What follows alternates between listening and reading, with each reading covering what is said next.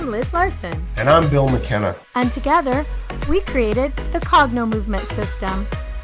And we'd like to welcome you to the New Life Perspectives radio show, where we're going to be sharing with you tools, tips, and ideas that are going to change your life.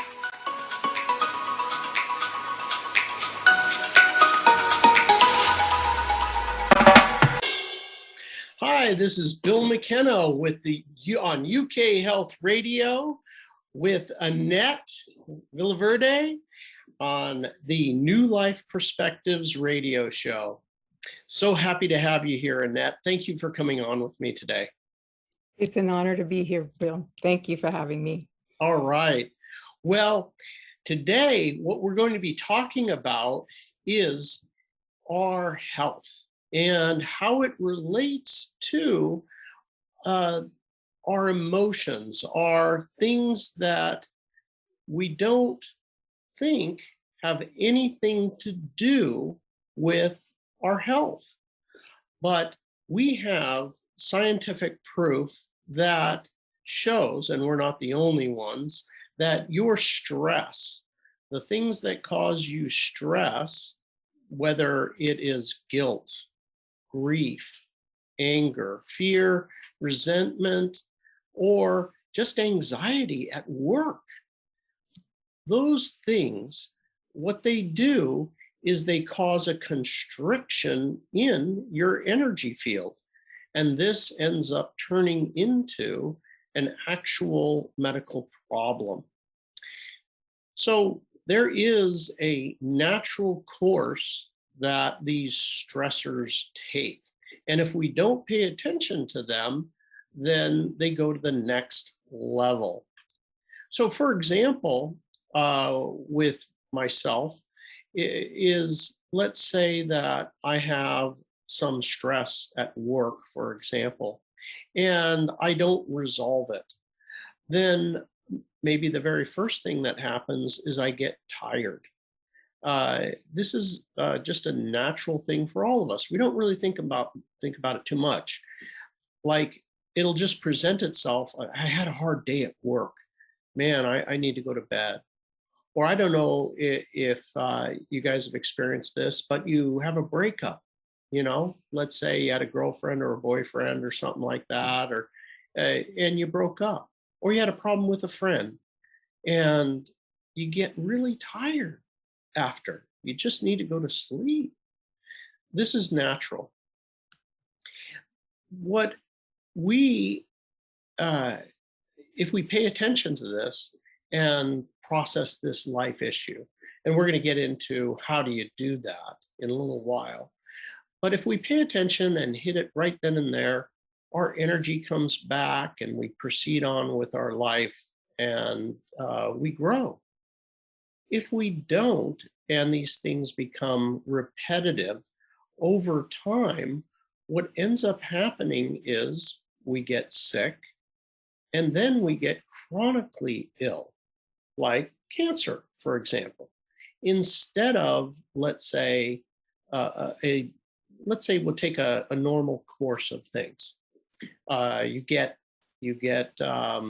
overloaded at work and you're trying to control things. Let's say you're a person that really kind of knows how to do things and you're trying to control the people around you. Like, hey, you know what? I know better. You know what? If you just do it my way, everything is going to be fine, right? And well, they don't do that. They end up not doing exactly what you said. Well, for some of us, the next thing that happens is, let's say you'll get a canker sore or a cold sore. And if you don't pay attention and it goes on for a while, then you may get like sick, the flu or a cold. And if you don't pay attention to that, then you can end up with something like pancreatic cancer. So why do I pick pancreatic cancer in this particular scenario? Well, the reason I picked pancreatic cancer in this particular scenario is that through all the work I've been doing, I've noticed that there is a correlation. everybody's familiar with Steve Jobs, who, God rest his soul, gave us wonderful technologies, many wonderful technologies. The one thing that Steve was known for is being a control freak. Heck, he had a great life purpose, and he brought us like the iPhone, which I use every day, has made my life so much better. But he had not understood how to let go of the feelings of that were associated with this control. Those that feeling of that I have to control things to the nth degree. So this, from my experience, turns into pancreatic cancer. Everybody I know with pancreatic cancer has issues or had issues with control, like things had to be a certain way. Now, one of the things that we know about our bodies is that they respond chemically and electrically to what we are thinking and feeling. So we emit certain chemicals with different emotions.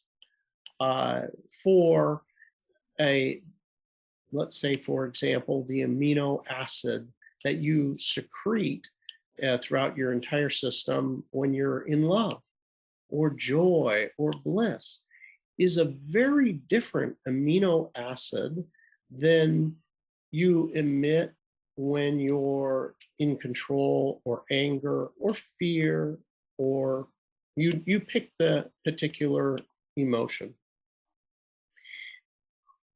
All of our cells in our body, this is wonderful work by Dr. Bruce Lipton. Dr. Bruce Lipton, he did work on what they call epigenetics. And this is epigenetics is before the gene. What happens to stimulate the genes to turn on and turn off? It used to be that people would think that, hey, when I have, a certain history with my family, then, let's say my family, they all get skin cancer, or all my family has problems with their digestion, or you name it, whatever it is. But really, what the family has is certain thinking patterns. It's not that the genes, it is the thinking pattern that turns on and off the genes. Now, amazing work has been done by Dr. Bruce Lipton on this subject. When people go into different states, they emit different amino acids. And this what it does is these amino acids are the building blocks of life. And there is a lock and key type of receptacle in every cell in our body. Now, this lock and key, the amino acid for, let's say, anger, fits in the receiver in the cell, the receptacle for anger. There's this different receptor in the cell for the amino acid of love or joy, or you name it. Over time, our cells, what they do is they reproduce. And being the evolutionary beings that we are, if we have, for example, a lot of anger, then the receiver for amino acid, right, there'll be more of them and less of them for, let's say, bliss. So this biological fact contributes to why we end up feeling how we feel repetitively. Have you seen people in your life that, Annette, that, it's almost like a drug? They don't get angry for 3 days, and then it's like they find some silly reason to get angry. But they just, it's almost like you could put a stopwatch on it, and it's a certain amount of time, whether it's minutes or whether it's days. Have you seen anything like that? And if you have any stories on that, feel free. I'd love to hear about it. So yes, I do notice that some people, it seems like it's almost like that's what makes them function, and like that's what they're here for. If moments go by where they're not feeling a certain emotion, it's like they create an environment so that emotion can exist. And so there's actually someone that I know that's the only way they function. There has to be some sort of drama. If there's no drama, they don't know what to do. It's like they don't know what to do with themselves, which is, I think it's interesting to watch it. Thank goodness, I'm not always in a spot like that, but to notice it's almost like their default mechanism, that's where they have to go to, I guess, feel what feels normal for them. If they're out of that emotion, it's almost like it doesn't feel right for them, so they look for any way to get back to that. Isn't that interesting? Like, what I'm hearing is you're saying that they're almost making it up. Right. Yeah, so they could fit back into that, so they could fit. It's almost like a comfort zone. They want to fit back in. If they're not there, they don't know how to, it's almost like they don't know how to interact. Right. Well, going on behind the scenes is an addiction. Your cells, my cells in our bodies, they need an amino acid to live. So what happens is, if all my primary emotions are around anger, for example, then when let's say I haven't gotten angry in a little while, what happens is the cells are saying, "Hey, you know what? I need I need my amino acid. I'm literally gonna die without it." And so you've got 2 trillion cells in your body crying out for an amino acid. And it's like, what's the easiest way to get a massive amount of amino acids? Well, the emotion, whatever you ordinarily feel, and it'll cry out for that, and then the system gets flooded. And it takes a little while to adjust. Have you heard about that, where it takes a while to break a habit? Right. Yeah, it does, I guess. And that's a really good explanation why it takes us some time, because we are changing ourselves chemically. Right. Yeah, we're changing ourselves chemically, which, that's a process, right? Right. It takes a while to do. So I have a relative of mine who I just love, and what she ever since I've known her, all of her life, she's been joyful and supportive. It's just, if I was to choose 2 words to describe her, that's just her. And she's not faking it. It really just is her nature. And I notice, even though life, and they certainly have horrible challenges, been thrown her way, but somehow, some way, she finds her way back to joy. And she's always been supportive no matter what. But I find that really, it's not just about the negative. It's whatever level you're at, right? Right. Right. Yeah, so it becomes, I think if you become aware, because I think that's where it begins. If you become aware that there's also a possibility for something else, then you can choose something else. And I think that's where for me, that might be where it starts, that you develop an awareness. Like, I know that I'm usually in, I don't want to say 100% of my time, I'm always in a good happy, fabulous state, and I never get mad and I never get upset. But the possibilities of that are less and less because I choose to look at things from a different perspective. And I think that's what also helps, being aware of where you are and knowing that there's other things out there. Yeah, yeah. It really, it's a difficult thing because it's your and mine and everybody else's perspective just feels so correct, you know, right? If I'm afraid, then I'm going to look around and see things to be afraid of. If I feel angry, I'm going to look around and I see people that are antagonists, and they, they'll act like it, at least in my perspective, right? And then it gives me a good reason to get angry and feel like I have to protect or whatever. I found myself in that loop in my life, before before everything, I had major changes that happened for me back in 2007, and then I got new perspectives. But back in the day, I couldn't help it. It was like, I'm angry, and if you're not angry too, you just don't see reality very well.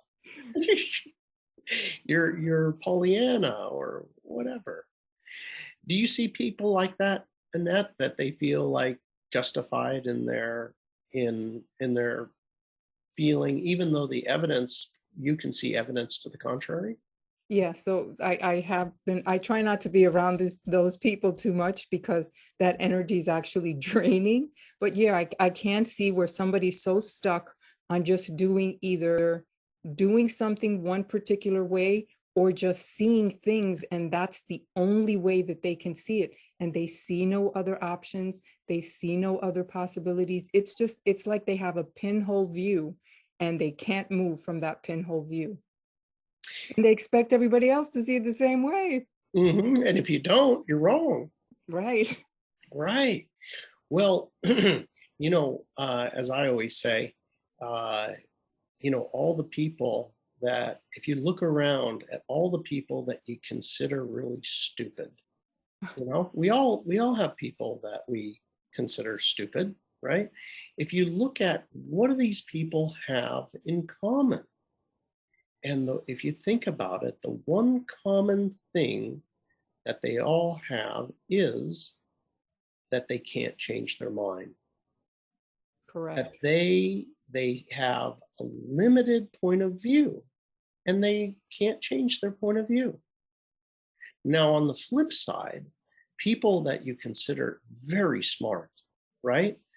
They're people that will willing to be wrong, willing to change their mind, willing to look at all the perspectives without holding and grasping on to one of them. Right. And that's a more holistic view of anything, right? Yeah. It becomes more where there's more possibilities. That gives you more options. That's more the way life is, you know. Even plants, right? They need a variety of different things. They need the sun, they need the shade, they need the water in differing amounts, and each plant is different. But that's kind of how we are too. Or maybe we can be that way where there is more possibility out there. Yeah. Because really there is. There are, right? There's infinite possibilities. So when we hold one point of view, there's a really amazing thing that happens with our physical body. And it's there's many things, which I'll go into a few of them right here. And I'm going to later on at the end of this show, I'm going to, as we always do here at New Life Perspectives radio show, is I'm going to give you a way to help you change your mind quickly. I'm going to show you exactly how to do that where you're not really struggling. So hang on, at the end we'll be giving you that tip and actually show you how to do it. So when back to what I was saying a minute ago, our body, what happens is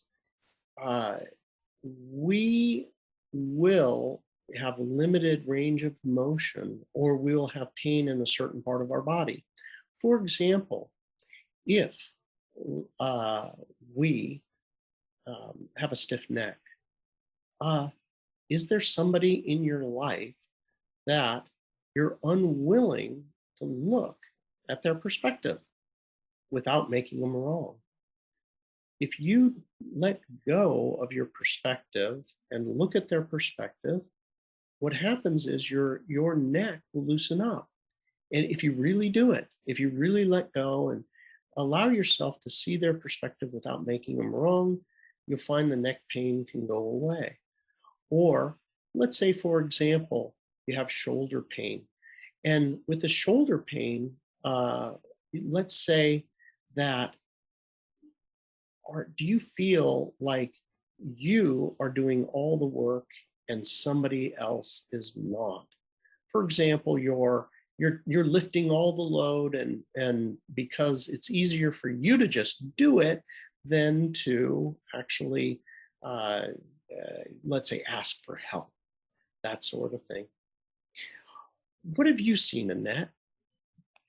So I actually worked with someone that had knee issues, and her perspective on certain things was she was not very flexible. She wasn't able to move in a certain direction when it came to certain things. So we kind of worked on that a little bit, and she had a lot of knee pain. So when we worked through a session, what her understanding of that was this: yes, there's other ways and there's other things that I can do besides what I think should be done. So for her, it did end up easing the pain for her, but it's that's a work in progress, because even if so for her, it became an awareness. She wasn't aware how inflexible she was being and how she was not willing to bend. Oh. So when she realized that her knee issues, they didn't heal completely, but she was able to move up and down the stairs with more ease than she had in a very, very long time. So for her, that was definitely a step forward in the right direction. Isn't that funny? Our bodies are so very literal. Haven't you seen that in your work? Oh, yes. If we can just learn to listen, the body's constantly speaking to us. But if we, and most of the time we just stuff it down and we don't listen to it, or we don't want to hear it. But if we just take those moments, it would be so much easier. Right. Yeah, I remember I was on the couch, and this is several months ago, and my neck hurt, and it was going on 3 days, and my neck really hurt. And I was like, gosh, I didn't, I hadn't drank my own medicine, right? I was like, oh my gosh, I must have slept wrong, and I coach people all day long on this type of thing. And it took me a few days, and I'm like, wait a second. I wonder if there's somebody, because I didn't really realize that there was something, but I ended up putting my fingers on my neck, and I was like, who is it that I haven't seen their perspective, or I just haven't looked at their perspective. What is it right here? And the amazing thing was, it was, I'm in my late 50s now, but it was somebody from when I was in my 20s. And there was a situation, I was like, what the heck? My 20s, I never even think about this situation or whatever, but somehow it had gotten lodged there, and somehow that had all come up. And as soon as I was like, well, oh gosh, we were only in our 20s, and I forgave and let go and all those things, and I looked at the other person's perspective, and just like that, poof, the neck pain was over. I was like, oh my gosh, come on, Bill. that's ridiculous that I had gone through 3 days and not done my own technique. So anyway, it was kind of crazy. How about you? Have you had any of those? Yeah, so I call that amnesia. Because we know these things, but then all of a sudden when it comes to us, we magically forget. But yeah, I think it still goes back to being able to recognize that when the body's speaking to you, you can actually ask it like you did. Who's here that I need to forgive? Or what perspective am I not looking at? Where is it that I'm not being flexible? Because it's almost like a communication that really has no per se language. However, if we tune into it, it will speak to us. I had someone that I worked with who had issues with abandonment and she blamed her mother. And during a session, what she found out was that she got a different perspective. She blamed the mother, not realizing that she never knew her mother's story. And when she realized she only had half of the story, that fear and that anger towards the abandonment, it just all went away. And she had a lot of body pain. And with that release also came a release of the issues and that the feelings that I guess she was holding in her body, and she felt much better. And so it's interesting to see how the events in life are here and we hold on to them, knowing that we can use them to grow or we can process them so we can heal. Right, right. Yes. That was an amazing story. And isn't that all about perspective, right? That I only saw one half of the story. And that's what we're all running around doing. We're all running around just only looking at one side, my side, and it's right. You want to know what's right? Whatever I think is right. Yeah. And Right? that's what blocks us. Yeah, yeah. So you were a Cogno Movement practitioner, and Cogno Movement has really some amazing things to help people to see other perspectives, because it forces the brain. You basically force the body to access different parts of the brain and to also create connectivity in different parts of the brain. You want to talk a little bit about that? So that was one of the things that I found most interesting, where you can either do like the infinity, let's say, and you can Now, the access infinity. memories. Okay, so people don't know what an infinity is. What can you describe what that is? Okay, so the infinity is when you take the ball and we're making a figure 8 in front of the eyes, and we're moving the ball quite slowly, making sure that we're inviting the breath in. And as you keep your head stationary and just move the eyes, you actually get insight or memories or flashes of things that come up when you're working on that session that you didn't even know were related. It's so like you're accessing old files that are somehow linked together. That's isn't that an incredible aspect to Cogno Movement? So Cogno Movement is a modality that utilizes a ball with a bunch of different colors on it, specific colors and geometric symbols on it. And what it's utilized for is the entire program, Cogno Movement program, is utilized to help people to process their emotions. So they can get emotional amnesia or craving amnesia or increased athletic performance.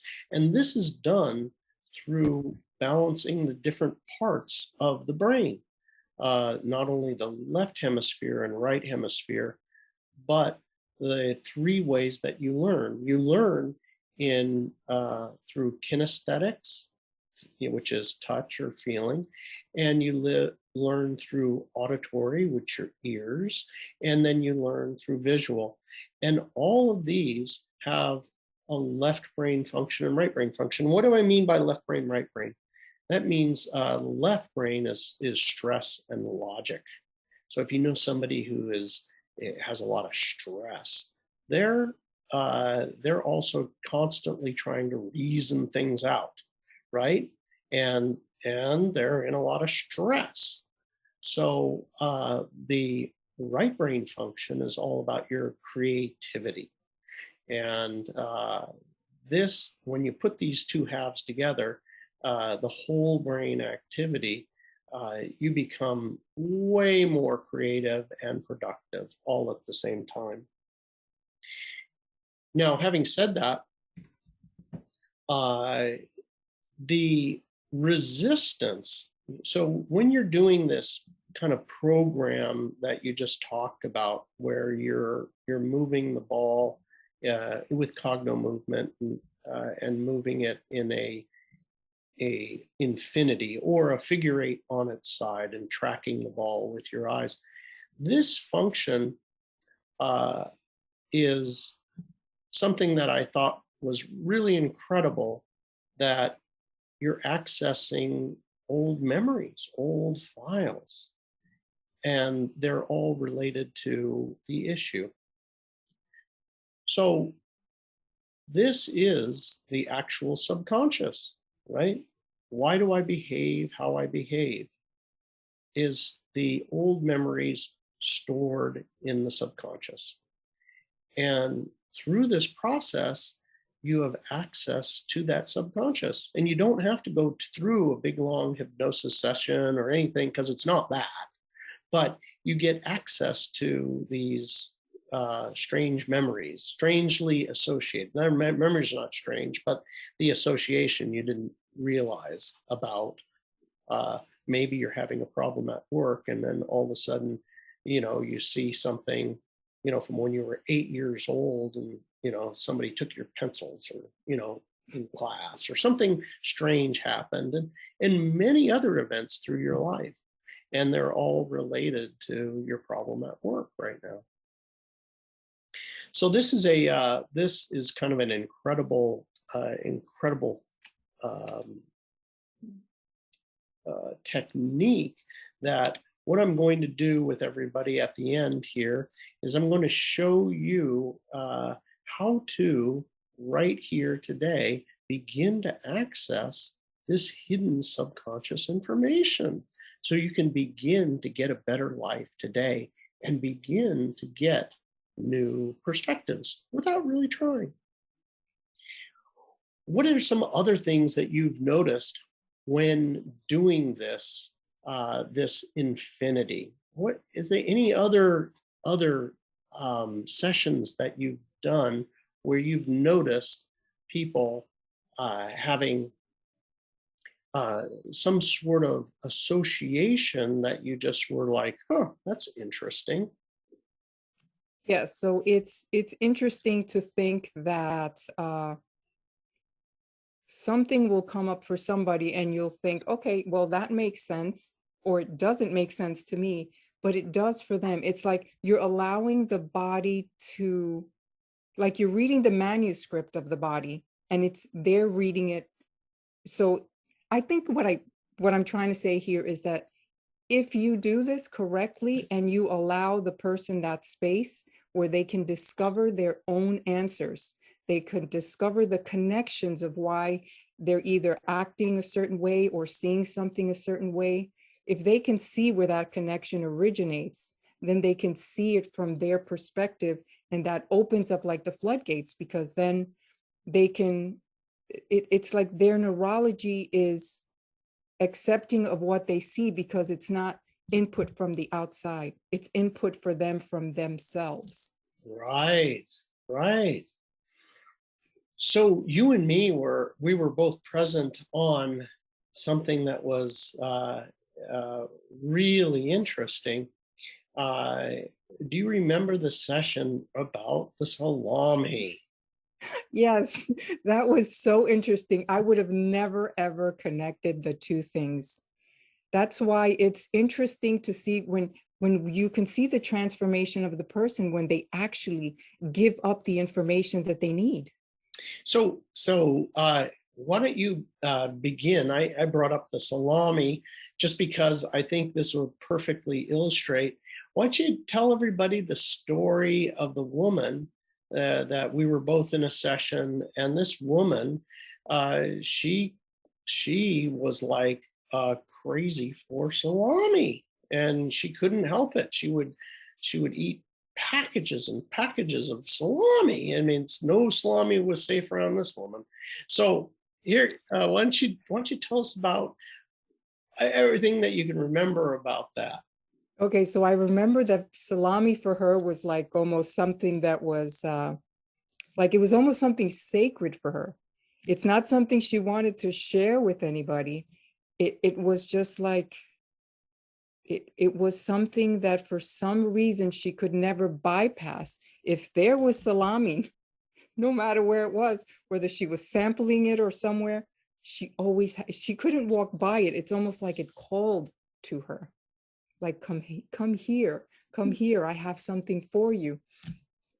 And I thought that was quite interesting because I actually enjoy salami, but I haven't had any salami since that session, and I don't miss it at all. Not that I had that obsession with it, but to see her like that was almost it almost didn't make sense. I'm like, it's just salami. But for her, it represented something completely different than it did for me. For me, it's just, I'm making a sandwich, I'm enjoying it. But for her, it represented something completely different, something deep and profound that we would have never been able to figure out. So listening to her go through that it was amazing. Now we're not going to name any names, so we can actually tell the story. Do you recall what it was that it represented? Her validation, that's the way somebody showed her something, and it was the first time she was validated. That's what represented love for her.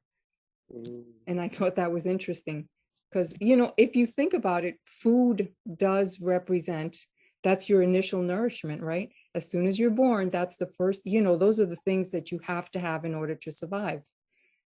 Right, right. Well, this was quite an emotional situation with the salami. This woman, what happened is she was a foster care child, and she was pushed from one foster care facility to the next. And in foster care, these homes, they kept locks on all the cupboards with all the food. There was locks on the refrigerator. There's very limited food in the house, and they had it all locked down. And so she never really had, not only much food, but choices, right? She wasn't given choices, this is what you're having today, and that sort of thing. Well, and not much meat, I guess. And one of the foster homes that she was sent to ended up, the woman was a very, just normal, caring human being. And the woman asked, their dinner time comes, or maybe it's lunch, I'm not sure. And it was around Christmas time. This was a very specific thing because Christmas was a very big thing for her, because this all represented the love and Christmas and everything good.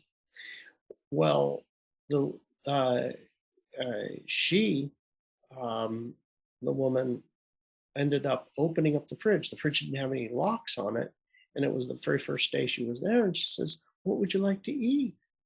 And she opened up the fridge, and it's like, what, she saw salami. She's like, "What's that? And what's that?" And the woman's like, "Here." And she opened up the package. Nobody ever was generous with her like that. Have as much as you want. And she ate the salami and she felt validated and loved and accepted and without any judgment. Just, you want to eat salami? Eat salami. Here you go. Try it out. And so she let her try it. And then that was that. The bond in between, the feeling of, God, I'm being loved and accepted. And then I have this taste in my mouth of salami. And we all do this. This is one of the things that we do. If you think back of anything that you have a craving for, there's been something in your life good happen. Whether it was beer, wine, or anything else, you had something really good happen, and then you tasted that food or drink.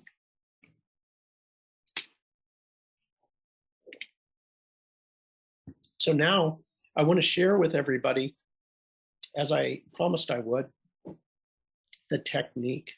This technique is going to be for all of you a way that right here, right now, you can access your subconscious and begin to see new perspectives. Now, we're going to do this through your eyes. And what I'm going to have you do is, if you have a challenge in your life, it makes no difference what challenge it is, but you're going to think of the challenge, right? The difficult thing in your life, and you're going to begin to rotate your eyes. When I say rotate your eyes, what I mean is to look across the ceiling, kind of like a big arc. And then you'll look over to your far right and down the far right wall. Your head is straight forward. And then you'll begin to look down to the floor and go from the right side of the floor over to the left, across the floor, and then up the left wall. It's like one massive circle with your eyes only. And as you're making this massive circle with your eyes, you're focused on the particular issue. So when you feel a pulling in a certain area, you're thinking about the issue, and then you feel a pull in an area, stop yourself right there. What I mean is, the eyes are a bit uncomfortable. Look in the area that the eyes are a little bit uncomfortable. As you're thinking and feeling this particular issue, and ask yourself, do you see something here? Is there something that you see as an event of life or a memory? You don't have to. But if you do, it may be a view into your subconscious. Now, as you're here, you keep your eyes fixed in the position that you feel this pulling, and you ask yourself, what lesson haven't I learned yet? Or what perspective haven't I looked at yet about this issue? Just relax, and a new perspective, or the lesson that you were here to learn from this issue, will come. After you've done that, then you move to the next position. And these new perspectives will come very quickly, and you'll find that your life can change really quickly.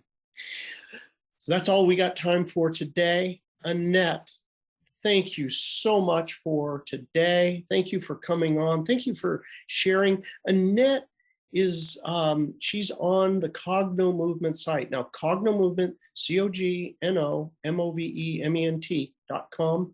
Annette is available there. She's in New Jersey, but she works worldwide with people with Cognomovement, helping them resolve issues.